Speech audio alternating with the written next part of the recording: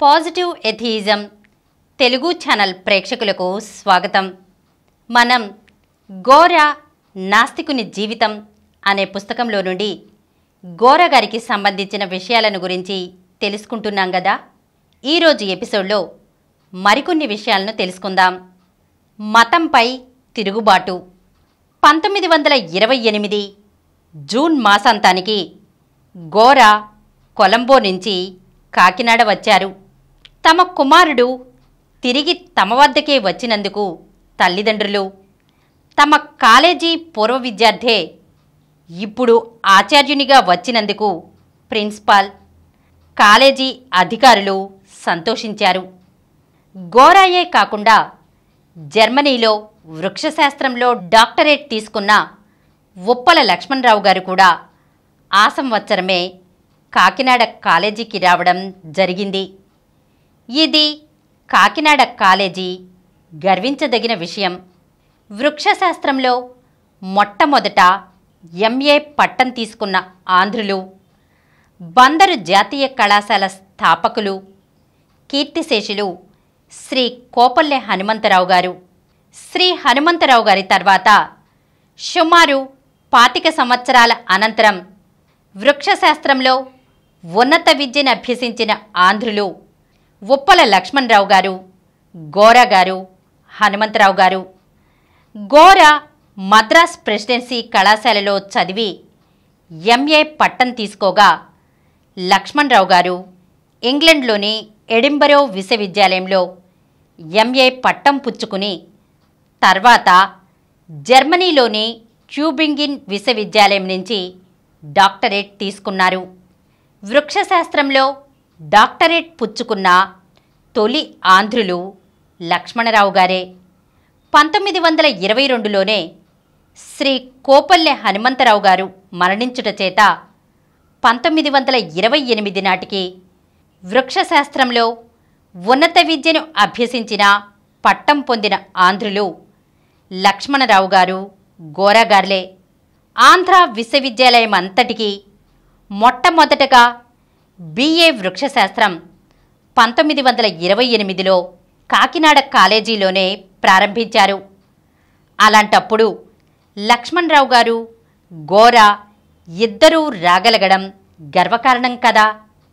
వృక్షశాస్త్ర శాఖకు అధిపతి చేస్తామని మాట ఇచ్చి కాలేజీ అధికారులు గోరాను కొలంబో నుంచి రప్పించినప్పటికీ తనకంటే వయస్సులోనూ యోగ్యతలోనూ అధికులైన లక్ష్మణరావు గారు రాగానే వారినే వృక్షశాస్త్ర శాఖ అధిపతిగా చేసి తాను వారితో కలిసి పనిచేయుటకు గోరా సంతోషంతో అంగీకరించటం అందరికీ సంతృప్తిదాయకం అయింది. లక్ష్మణరావు గారు, గోరా ఇద్దరూ కూడా అన్నదమ్ముల వలె కలిసిపోయి విద్యార్థులకు ఆదర్శమూర్తులైనారు. వీరిద్దరికీ అప్పుడు విద్యార్థిగా ఉండిన గూడూరి వెంకటచలంగారి మాటల్లో పిఠాపురం రాజావారి కళాశాల బోటనీ ల్యాబొరేటరీ విప్లవాలకు ఒక నారుమడి అయిపోయింది. ఆ నారుమడిలోని మొక్కల ఆలనా పాలన డాక్టర్ లక్ష్మణరావు గారు, శ్రీ గోరా గార్లు చూస్తూ విజ్ఞానానికి, సంఘానికి ఈ మొక్కలు సహాయంగా ఉండాలని ఎంతో జాగ్రత్త వహించి పెంచారు. ఆ మొక్కలే నేడు ఆంధ్రదేశంలో అనేక ప్రాంతాలలో పెరిగి వృక్షాలై విస్తరించి స్వతంత్ర భారతదేశంలో ప్రజలందరిలో వచ్చే నూతన భావ విప్లవానికి పట్టుగొమ్మలైనాయి. డాక్టర్ లక్ష్మణరావు గారు కాకినాడ కాలేజీలో 1 సంవత్సరం మాత్రమే ఉండి తర్వాత అలీఘర్ విశ్వవిద్యాలయానికి వెళ్ళిపోయారు. అప్పుడు 1929లో గోరా వృక్షశాస్త్ర శాఖ అధిపతి అయ్యారు. కాకినాడ రాగానే గోరా తన తల్లిదండ్రులతోనే ఉండసాగారు. అప్పటికే గోరా తండ్రి వెంకట సుబ్బారావు గారు ఉద్యోగం నుంచి రిటైర్ అయి పింఛను పుచ్చుకుంటున్నారు. తన కుమారుడు చదువుకుని ఉద్యోగంలో ప్రవేశించిన తర్వాత అంతకంతకు మత సాంప్రదాయాలను కుల కట్టుబాట్లను సడలిస్తున్నాడని సుబ్బారావు గారికి కష్టం కలిగింది. తిరిగి తన కుమారుని దారికి తీసుకుని రావాలని అనుకున్నారు. అంతకుముందు 3 సంవత్సరాల నుంచి గోరా జంజమును తండ్రి వద్దకు వచ్చినప్పుడు వేసుకోవడం, లేనప్పుడు తీసివేయడం చేస్తూ ఉండేవారు. ఈ విషయం సుబ్బారావు గారికి తెలుసు. గోరా కాకినాడ వచ్చిన 2 నెలలకే ఆగస్టులో ఆ సంవత్సరం శ్రావణ పౌర్ణమి వచ్చింది. శ్రావణ పౌర్ణమి నాడు కొత్త జంఝాలు వేసుకోవడం ఆచారం. అందుచేతనే శ్రావణ పౌర్ణమిని జంఝాల పౌర్ణమి అని కూడా అంటారు. సుబ్బారావు గారు ఆనాడు కొత్త జంఝం ఒకటి స్వహస్తాలతో పేని గోరాను పిలిచి అది ఆయనకు ఇస్తూ, నేను నీకు 4 రోజులు వైభవంగా ఒడుగు చేయించి యజ్ఞోపవీతం వేశాను. ఈ మధ్య కొంతకాలంగా నువ్వు దానిని తీస్తూ వేస్తూ వస్తున్నావు. ఇప్పుడు నేను నా స్వహస్తాలతో దీనిని ఇస్తున్నాను. ఇక శాశ్వతంగా ఉంచుకో అన్నారు. తండ్రి ఎడల తనకున్న గౌరవభావానికి లోపం లేకుండానే తన భావాలను స్పష్టం చేయదలిచారు గోరా. నాన్నగారు, మీరు చెప్పింది నిజమే. మీరంటే నాకున్న భయభక్తుల కారణంగా మీ ఎదుట జంజం వేసుకుంటూ తర్వాత తీసేస్తూ వచ్చాను. కానీ నాకు ఈ కులతత్వం మీద, వర్ణ వ్యవస్థ మీద నమ్మకం పోయింది. జంజం కులచిహ్నం. అందుచేత నేటి నుంచి పూర్తిగా జంజం మానివేయదలుచుకున్నాను అన్నారు. తన కుమారుని నోట ఈ మాటలు వినేసరికి సుబ్బారావు గారికి ఆకాశం విరిగి మీద పడినట్లయింది. ఏమీ మాట్లాడలేకపోయారు. చివరకు, సరే, నువ్వు నా పంక్తిని కూర్చుని భోజనం చేయడానికి వీల్లేదు. ఇక నేను నీ మొహం చూడను, అవతలికి పో అన్నారు. గోరా జీవితంలో నూతనాధ్యాయం ఆరంభమైంది. ఆయనలోని విప్లవకారుడు, సంఘ సంస్కర్త మేల్కొన్నారు.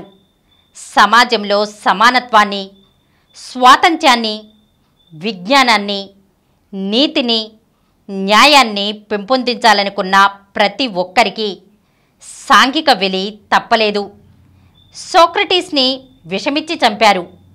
యేసుక్రీస్తును సిలువ వేశారు. బ్రూనోను మంటలకు ఆహుతి చేశారు. అబ్రహాం లింకన్ను పిస్తోలుతో కాల్చారు. అయినా ప్రగతి రథం పురోగమించక ఆగలేదు. వ్యతిరేకతలు విప్లవకారులకు బలం కలిగిస్తాయి. వెలి సంస్కర్తలను సంకుచిత పరిధి నుండి దూరం చేసిన విశాల మానవ సమాజానికి చేరువుగా చేస్తుంది. అప్పటికి గోరా పెద్దబిడ్డ మనోరమ వయస్సు 6 వారాలు. జూలైలోనే పుట్టింది. ఆనాటి సాయంత్రం కాలేజీ నుంచి ఇంటికి రాగానే భార్యను, పసిబిడ్డను వెంట తీసుకుని కట్టుబట్టలతో ఇంట్లో నుంచి వీధిలోకి నడిచారు గోరా. గోరా తల్లి విలవిలా ఏడ్చింది. 1-2 రోజులు గోరా ఒక స్నేహితుని ఇంట ఉండి ఈలోగా ఇల్లు అద్దెకు తీసుకున్నారు. ఉద్యోగంలో ఉంటూ ఆర్థికంగా స్వతంత్రుడు కావడం చేత సాంఘిక వెలి గోరాని అణచలేకపోయింది. తనను వెలిపెట్టిన తండ్రిపై గోరాకేమీ ద్వేషం లేదు. ఆనాటి సమాజం అది. అప్పుడప్పుడు తాను వెళ్ళి తల్లిని చూసి వచ్చేవారు. తండ్రి రిటైర్ అయిపోయారు కనుక వారికి ప్రతి నెల కొంత ఆర్థిక సహాయం చేయాలని నిశ్చయించుకుని ఆ విధంగా ఇదివరకే ప్రారంభించారు గోరా. ఇప్పుడు తనను వెలివేసిన ఇంటి ఖర్చుల నిమిత్తం అనుకున్న సహాయం మాత్రం క్రమంగా తల్లికి ప్రతి నెలా ఇచ్చేవారు. 1928లోనే ఇంటి నుంచి బయటకు వచ్చిన వెంటనే గోరా హరిజనవాడలోకి వెళ్ళి రాత్రి పాఠశాల ప్రారంభించి వయోజన విద్య గరపసాగారు. గోరా దృష్టిలో వయోజన విద్య అంటే వారికి అక్షరాస్యత నేర్పడం మాత్రమే కాదు, అక్షరాస్యత గౌణం.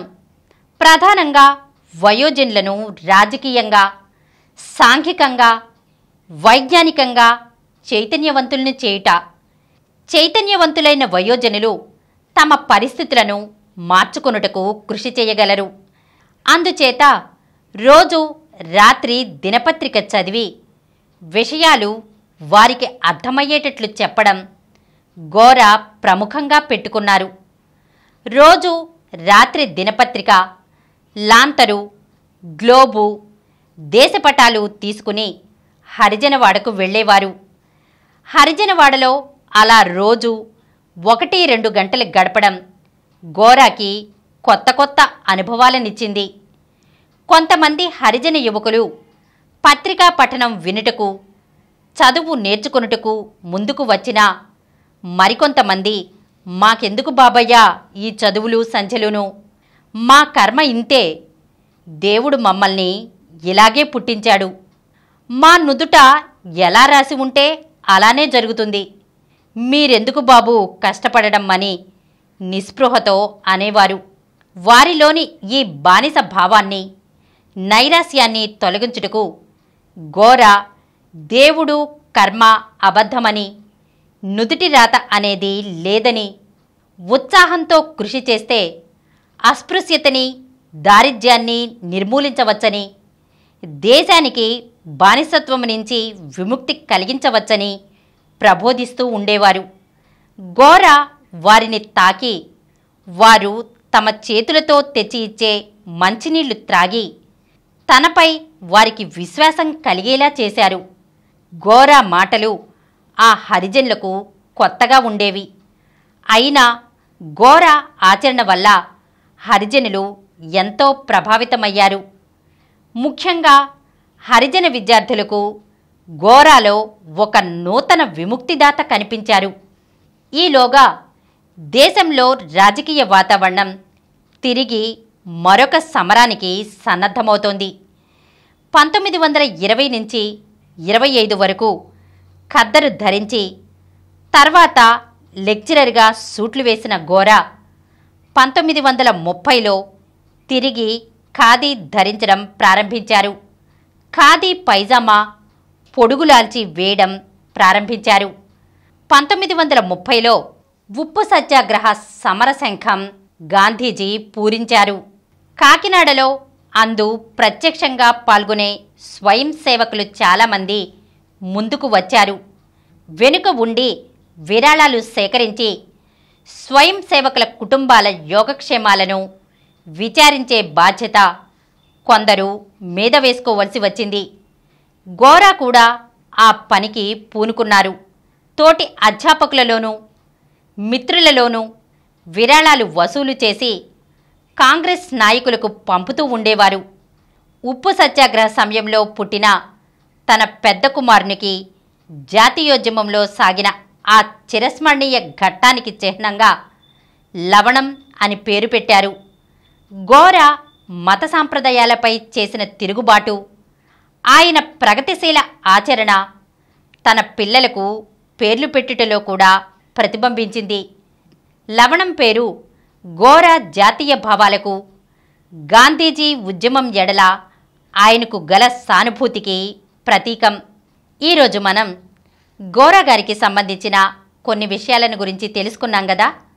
వచ్చే ఎపిసోడ్లో మరికొన్ని విషయాలతో కలుద్దాం.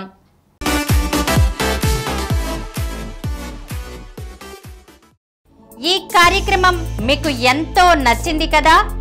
ఇటువంటి మరిన్ని వీడియోల కోసం అనతి కాలంలోనే 20 కోట్ల వ్యూస్కు చేరువలో ఉన్న డాక్టర్ సమరం మల్టీ ఛానల్ నెట్వర్క్ సమర్పించు పాజిటివ్ ఎథియిజం తెలుగు ఛానల్కు సబ్స్క్రైబ్ చేయండి, లైక్ చేయండి, మీ ఫ్రెండ్స్కి షేర్ చేయండి. అలాగే ప్రక్కనున్న గంట సింబల్ని ప్రెస్ చేయడం మర్చిపోకండి. Please download Samaram multi-channel app and watch your favorite channels from your mobile. App available on Google Play Store and subscribe to the channels.